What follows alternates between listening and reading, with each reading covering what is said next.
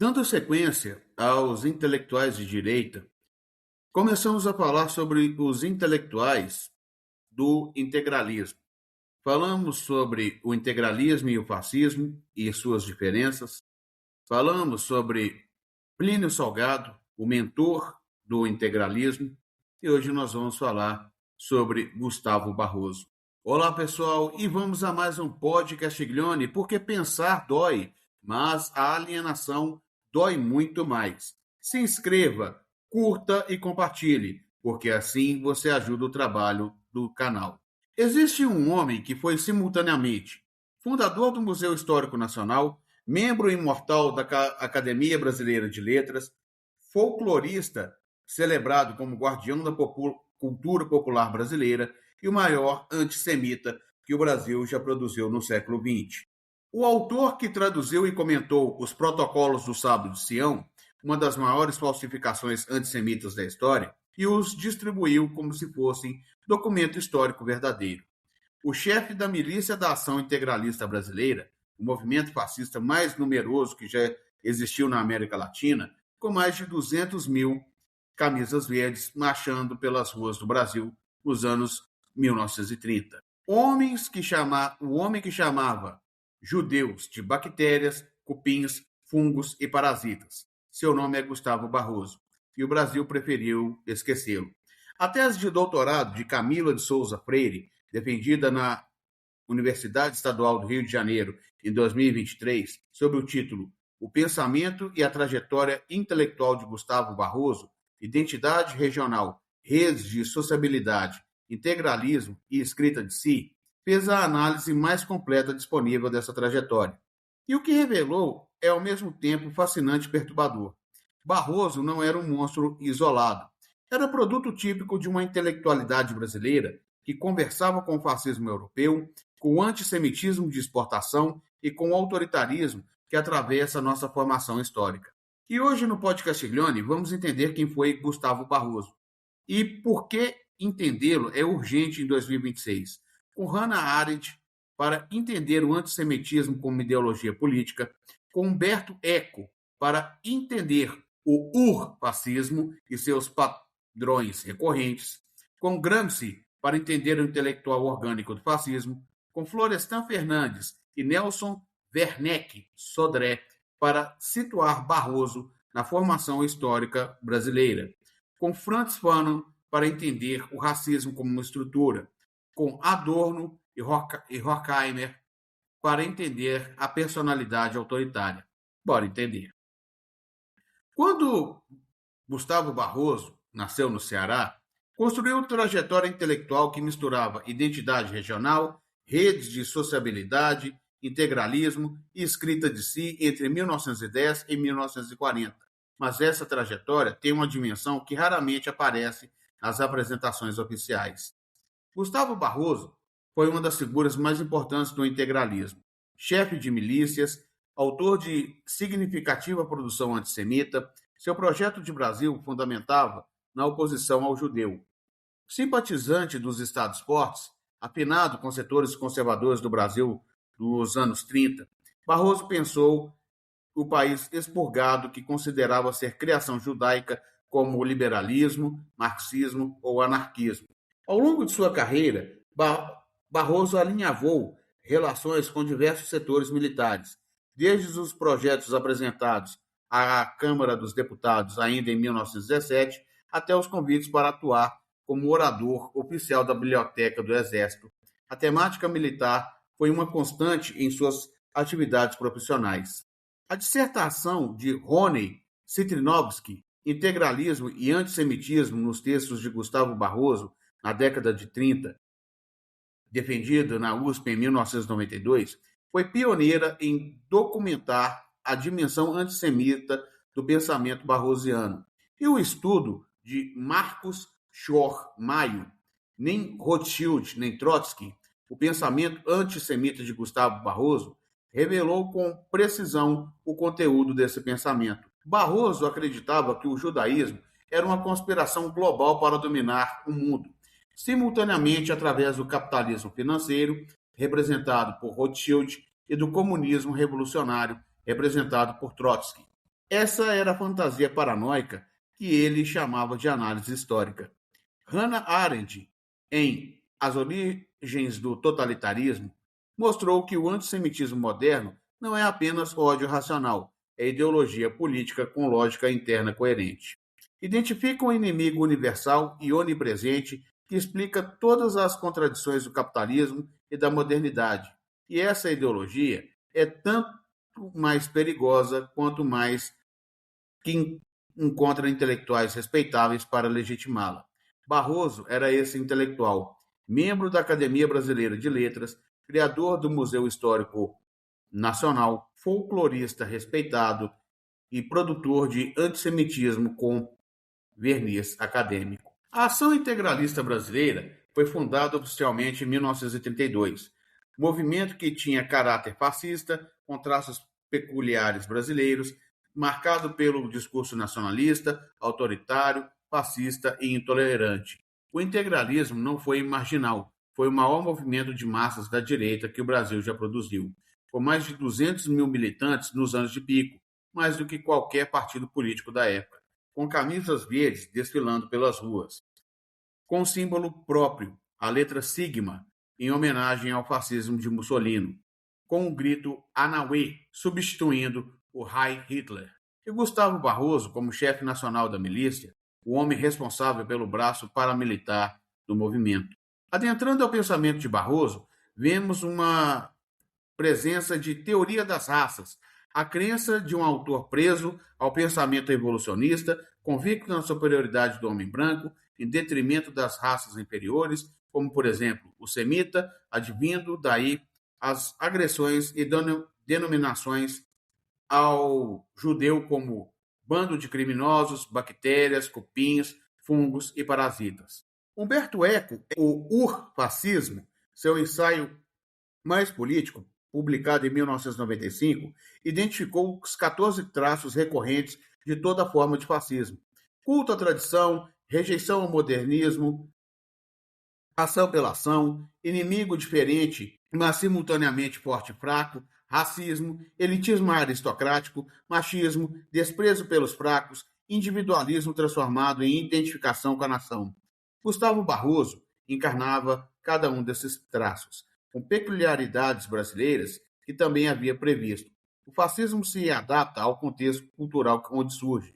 O integralismo usava o catolicismo como base ideológica, usava o folclore regional como elemento da identidade nacional, usava a crítica ao imperialismo americano e britânico, enquanto admirava o imperialismo de Mussolini e Hitler.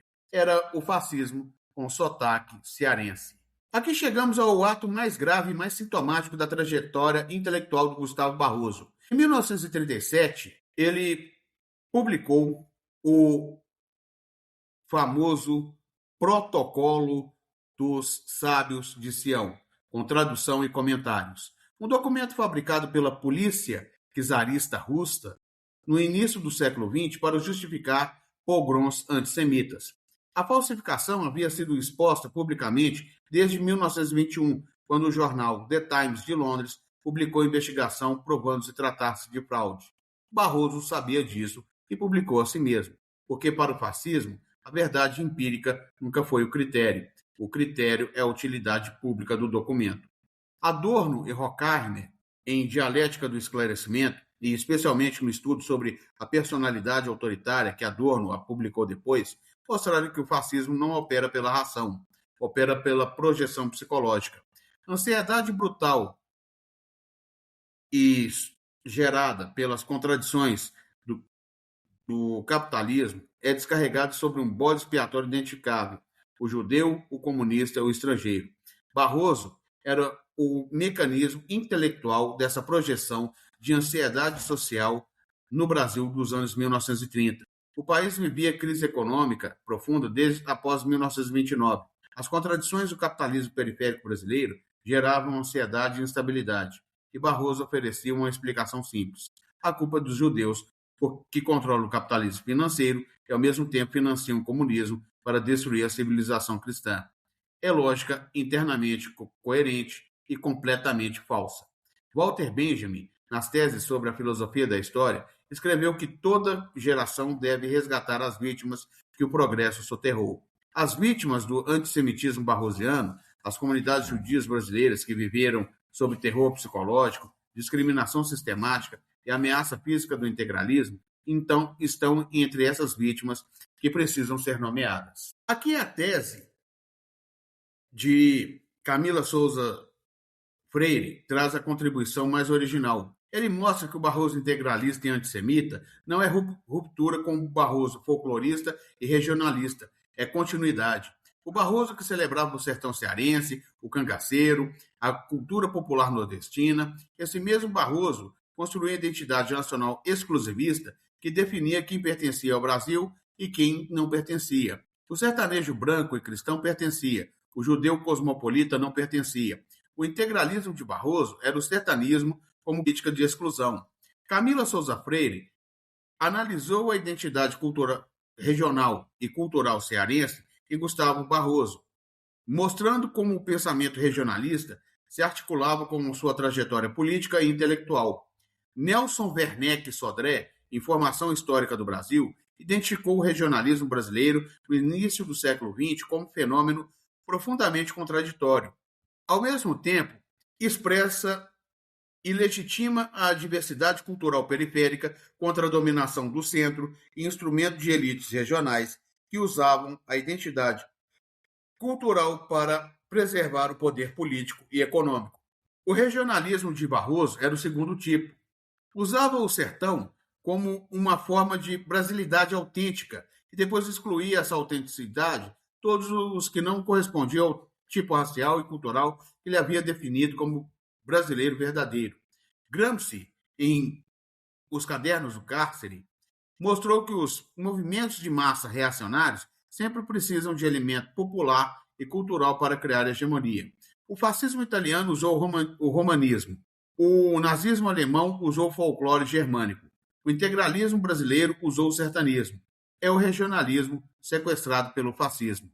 E objetiva-se compreender de que forma o autor buscou objetivamente silenciar e minimizar os aspectos integralistas de sua vida após desligar-se oficialmente do integralismo. Aqui está o problema mais atual que a tese de Camila de Souza Freire levanta. Gustavo Barroso não apenas praticou antissemitismo e fascismo. Depois que o integralismo foi proibido por Vargas em 1938, ele passou décadas tentando apagar esse passado com a sua memória pública. E o Brasil colaborou com esse apagamento. O objetivo, ao investigar a trajetória de Gustavo Barroso na constituição de um projeto de memória nacional, ele estabeleceu relações com diversos setores militares, tanto na criação do Museu Histórico Nacional, inicialmente pensado como museu militar, quanto na Cátedra de História Militar. Gustavo Barroso foi o primeiro diretor do Museu Histórico Nacional e permaneceu no cargo de 1922 a 1959, até sua morte. A instituição que deveria guardar a memória histórica brasileira ficou sob controle de um antissemita confesso durante 4 décadas. E quando morreu, continuou sendo celebrado como folclorista e museólogo, com seu passado integralista convenientemente silenciado. Franz Fanon, em Os Condenados da Terra, identificou que o colonialismo e o racismo produzem uma historiografia que apaga o que é inconveniente para a narrativa do poder.